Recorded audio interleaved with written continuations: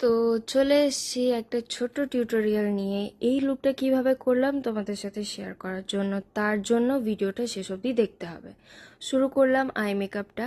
কি দিয়ে? আই ম্যাজিকের ব্রাউ জেল দিয়ে আমি আইব্রোটাকে সুন্দর করে ডিফাইন করে নিলাম। তারপর ইউজ করছি লরিয়াল ইনফ্যালিবলের এই কনসিলারটা আই বেস হিসেবে। সুন্দর করে ওভারঅল আইলিডের মধ্যে আমি এটাকে সুন্দর করে ব্লেন্ড করে নিলাম। তারপর ইউজ করছি আমি রিকোডের ট্রান্সলুশন পাউডার। এটার ইউজ করার কারণ হচ্ছে যে কনসিলারটা যাতে আই শ্যাডোর সাথে ব্লেন্ড না হয়ে যায়, তার জন্য ওভারঅল আইলিডে আমি এটাকে সুন্দর করে সেট করে দিলাম। এখন ইউজ করছি শপারেলের স্পেকট্রাম প্যালেট থেকে আমি ব্রাউন কালারের দুটো শেড নিয়ে হালকা একটু ডিফাইন করে দেওয়ার পর আইলাইনার হিসাবে আমি একটা ব্ল্যাক আই শ্যাডোটাকে ব্লেন্ড করে দিলাম। রিকোডের আলট্রা গ্রিপ স্প্রেটাকে টোনার হিসেবে ইউজ করার পর রিকোডেরই আবার লাইফলাইন মিক্সচারটাকে আমি ওয়াটারপ্রুফ বেস হিসেবে ইউজ করে নিলাম। সুন্দর করে ফুল ফেসে এটাকে স্প্রেড করে নেওয়ার পর আমি না ময়শ্চারাইজার লাগিয়েছি, না আমি আলাদা করে কোনো প্রাইমার লাগিয়েছি। এরপরে আমি ডাইরেক্ট কনসিলার ইউজ করছি ফরএভার 52 এর।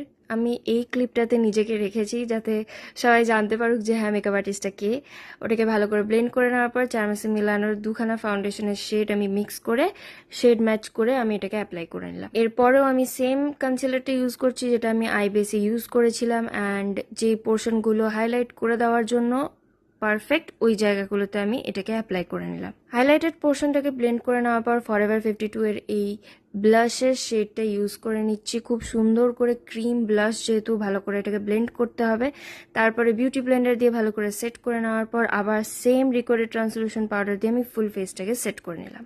তারপর যথারীতি সেম রুল দিয়ে আমি আরবান ডিকের এই অল রাইটার মেকআপ ফিক্সার দিয়ে আমি ফিক্স করে নেওয়ার পর সুন্দর করে হাইলাইটারটাকে ভালো করে ফুল ফেসে ব্লেন্ড করে নিচ্ছি এই পিএসসির ব্রাশটা দিয়ে। প্রথমবার মেকআপের টিউটোরিয়াল ভিডিও শ্যুট করার জন্য আমি লিপস্টিকের ক্লিপটা নিতে ভুলে গেছি, তাই সবাই আমাকে ক্ষমা করে দিও। And here is the final look. কেমন হয়েছে সবাই জানিও। খুবই পছন্দের এটা একটা লুক আমার। এতটা ফ্ললেস মেকআপ আসবে আমি ভাবতে পারিনি। সবাই আমাকে কমেন্টে জানাবে কেমন হয়েছে। দেখা হচ্ছে পরের ভিডিওতে।